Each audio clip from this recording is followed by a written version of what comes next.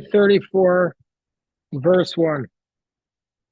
Vatetse Dina bas Leah, and Dina, the daughter of Leah, went out. Asher Yaldala Yaakov, she went out L'Od Tivno to earth, to see from the daughters of the land. As the Rashi,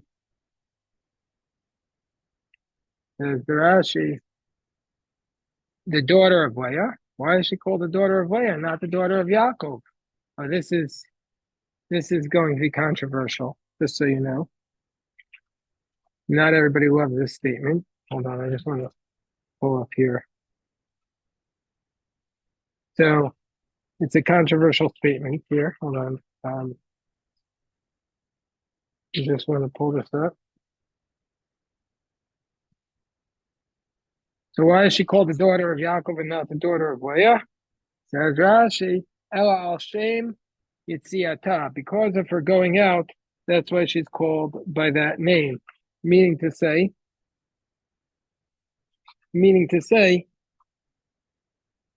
that just like we're in chapter 34, verse 1, that it says that just like her mother was a Yatzanit, her mother Leah was somebody who went out, as it says in last week's parasha when the Dudaim, when Yaakov came home from the field, Vateitze Leah Likrato, Afi Shafi Yitzanitaita. So Leah went out to greet her husband. So therefore, Dina learned from her mother to be a girl who goes out. Like mother, like daughter. This is a very, I've always been I guess, challenged by this Rashi because this is implying that Leah did something wrong in going out to greet her husband. When what did she do wrong? She was his wife, and she was entitled to be with him that night. So why was there considered to be something wrong with her? And number two, it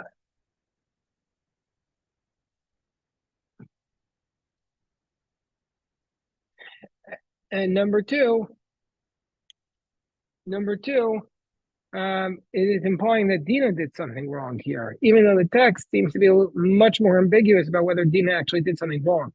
But the first Rashi is right away telling us that Dina also did something inappropriate. The Torah Tamima cites another very controversial idea here from the Jerusalem Talmud. It says, Vateitze Dina bas Leah. Vateitze Dina bas Leah. And Dina, the daughter of Leah, went out. Says the Jerusalem Talmud, V'chi imanu Leah zona haita. Mean to say, the Jerusalem Talmud says, you think our matriarch Leah was a zona? What is that? Was a harlot? Meaning to say, because you could say that the lineage she's given to Leah, not to Yaakov, is because it shows poor lineage from Leah. So it's implying that Leah did something bad.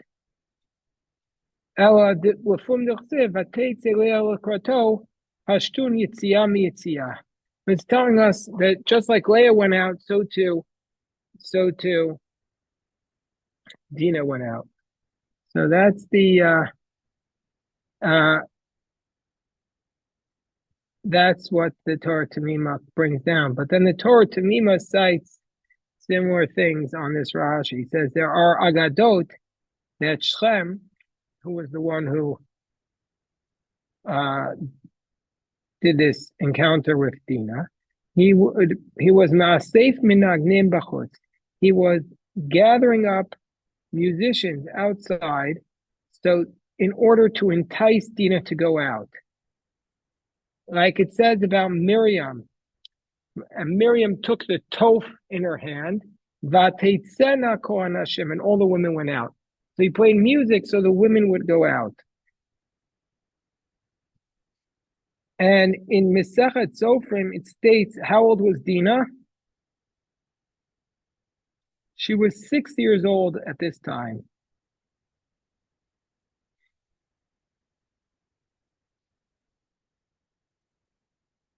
that she was 6 years old at this time. Anyway, so the Torah Tamima tries to defend Dina a little bit more, but the initial Agadot are very suspicious of Dina. Not surprising because for much of history, and probably even to this day, when a woman is assaulted, a lot of men blame the woman. Like she shouldn't have been there, people say. And so I guess not surprising that this reflects that idea. Okay. So she went out to see from the daughters of the land. Vayaros Shechem ben Chamor, chapter 34, verse 2. And Shem, the son of Chamor, the Chivite, the prince of the land, saw her. Vayarot Shem ben Chamor achadin nisiaret. Vayikach and he took her. Vayishkav ota vayaneha. And he lay with her, vayana, and he assaulted her. So why does it say twice that he did these things to her? Rashi is very graphic. And he says he did it with her kedarka and shalo kedarka. Kedarka is the natural manner, and shalo kedarka is they translate that here as the unnatural manner. So anyway, for chapter 34, verse 3, Vatidvak nafsho.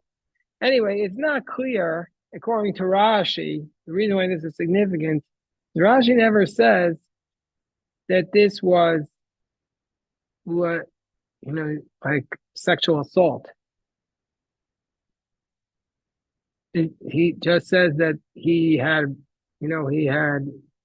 intercourse with her, but it doesn't say it was against her consent. But the implication is that she's not capable of giving consent. For sure, if we accept the midrash that she was 6. Well, I just cited that midrash here that he says in Mesachet Sofrim, it says that she was 6. So the whole concept, the whole basis of this chapter is that a girl, certainly this girl, was not capable of giving consent. It's impossible. Just like a 6-year-old girl, Rahman al-Tlan, save us from this horrible, would not be capable of giving consent to a relationship. Or even by American law, I don't know each state is different, but there's an age at which consent is not possible. Is there an age at which consent is not possible, even with the permission of the parents?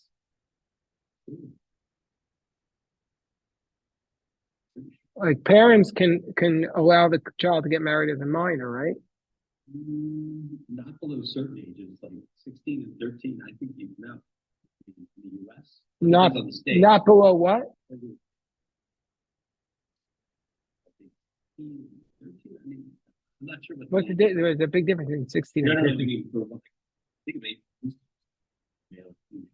But I'm pretty sure that there's an age below which no consent is allowed. Yeah. All right, we'll put you to work. Anyway, okay. So I think that by here it seems clear from the text that she's not capable of giving consent. When it says Vatidbak nafsho b'Dina bas Yaakov, and his soul cleaved to her, to Dina, daughter of Yaakov, Vayahavas nara, and he loved the girl, Vayidaber aleva nara, and he spoke to her heart. Rashi says, Varim hamityashvim al, words which settle upon the heart, should appeal to the heart. He said, he was, Kobe, help yourself to some pickles and coleslaw I put out there for you. So you helped yourself, you're not into it. All right, fair enough. So he says, Devar hamityashvim al. Hello, Ezra. He says he spoke to her heart. He said, look, your father spent so much money for a small plot of land in the previous verses. He says, marry me and you'll get the city and all of its fields. He's basically promised, hey, Benjamin, how you doing? Oh, beautiful. Oh, the schmuck. By the way, Benjamin, help yourself to some pickles. We have some Gishmak pickles and coleslaw.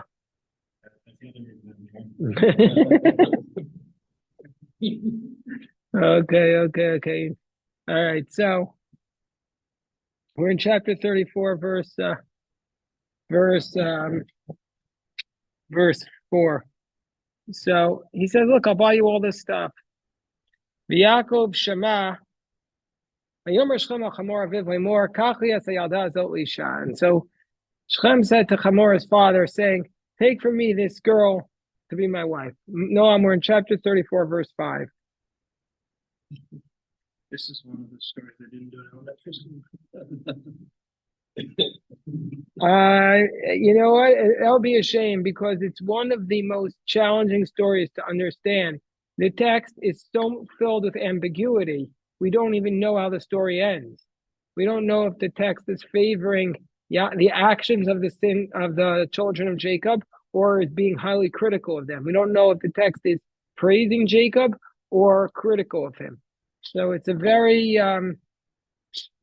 important story, actually. It's actually, of all the biblical stories in Genesis, the one that is in many ways most relevant because I literally saw with my own eyes debates about this in yeshiva between future leaders about whether or not we're supposed to draw inspiration from this story or disgust from this story.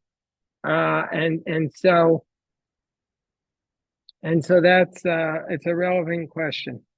So the verse 5, Yaakov Shema, Jacob heard Kitimei es Dina bito uvanav hayu es mikneu basadeh v'charish Yaakov ad ba'am. So Jacob heard that his daughter Dina was defiled, and his sons were in the field with the cattle, and Jacob was silent until they came. Now, what do you notice about that? And Jacob is silent.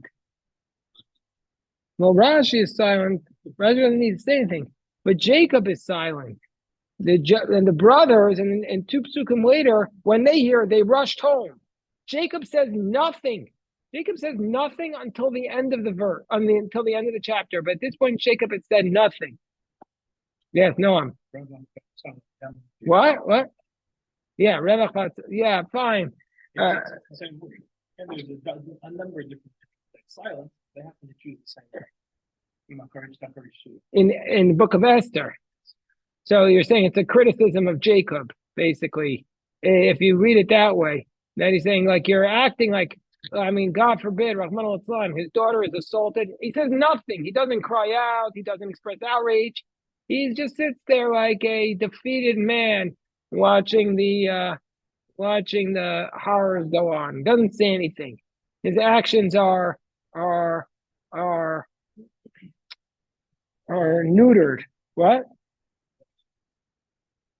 Inadequate. Yeah. He doesn't show any leadership. And also, he was passive. He waited for them until they came. He didn't call for them. He didn't say, we have a situation here. Yeah, Bill. What approach is that at this point feels the need to consult with the rest of his family before he takes action? So he has to confer with his sons about what's the appropriate next step. Well, what evidence is there for that reading? Because he doesn't call for them. He just waits, and he doesn't say anything to them even when they come. It says, the next pasuk says, he doesn't say anything to his sons when they come. He doesn't say, listen, this is what happened to our daughter, to your sister. What should we do? He never says those words. It never says that. The only thing it says that Jacob says in this chapter is when he says,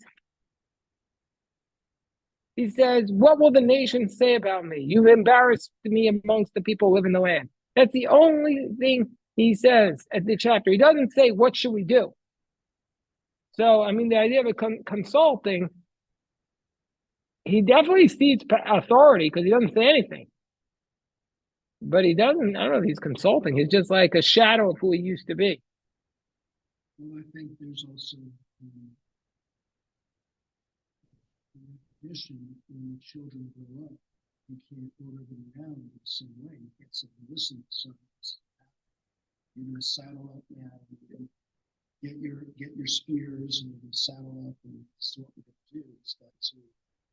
Well, the issue with that is that in the last chapter, he doesn't act like that. In the last chapter, he goes, he buys the field, he sets it all up, so. Hey, how you doing? Yeah.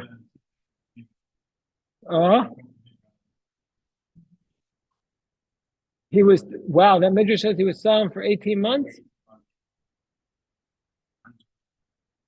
Wow. I never saw that before in my life. Do they have the Siftei Chachamim there?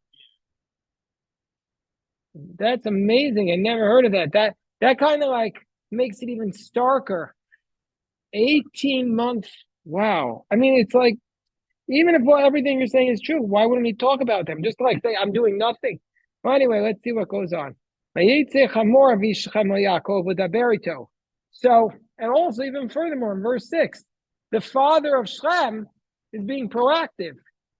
Also, the Midrash says that the Midrash, I think, is highlighting the inadequacy of Yaakov's response by pointing out that Dina was sick. Against my position, I expect him to at least say, don't misconstrue my silence as acquiescence. Yeah, he doesn't. No, he says nothing. That's the problem. Like you could have a position, but he takes nothing. And the contrast with Jacob as the patriarch of the family. Also, the difference, the problem with what you're saying is the patriarch of the family doesn't step back. Not when the kids are living there. They're coming home. It says they came home.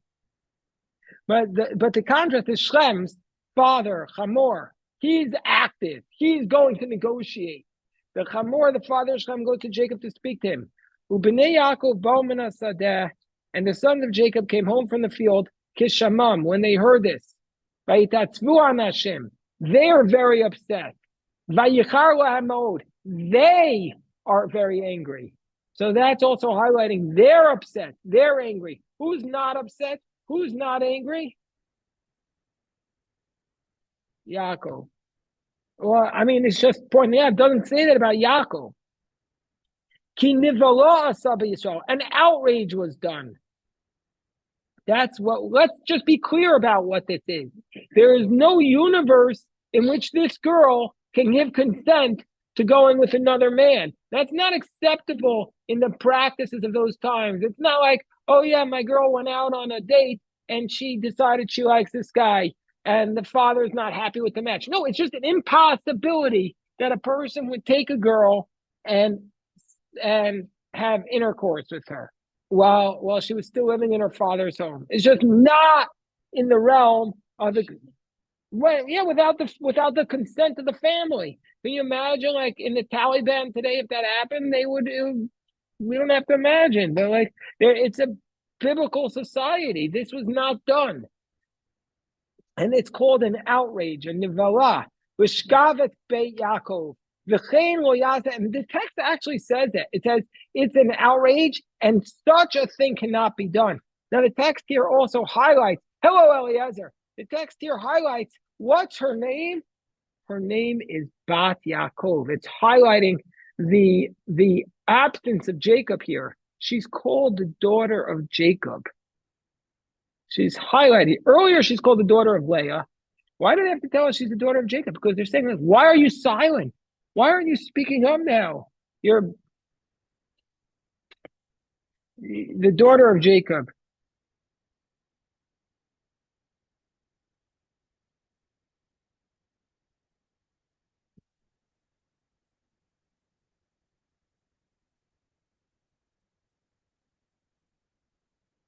So what happens next?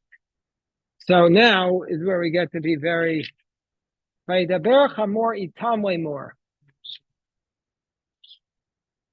Oh, 7. To violate the virgins. Even the nations of the world didn't do this because of the flood. Nobody did this. Everyone knew not to do this. This is an outrage that was not done. Rashi. Oh, Rashi's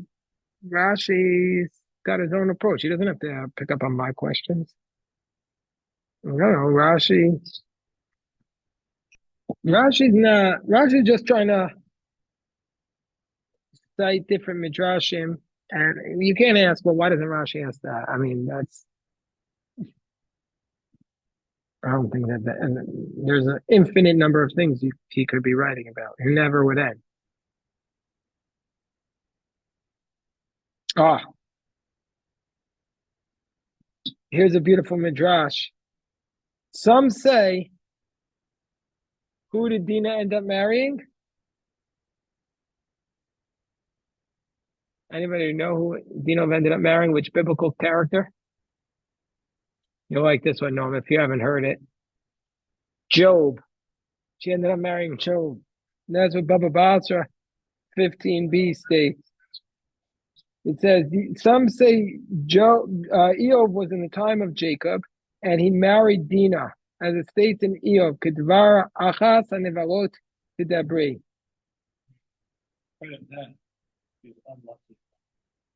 I mean, come on. That is unbelievable midrash. That's just at first I thought the best midrash I ever heard was Binyamin. Now this is the best. You missed this one, Dan. That Dina ended up marrying when all this was over. Guess who she ended up marrying? Job. How can you laugh? It's the Gemara and Baba Basra 15b. Okay, so now the next pasuk states. Oh wait, we got to stop and daven. I'm sorry. Time for this story is the greatest story ever told. All right.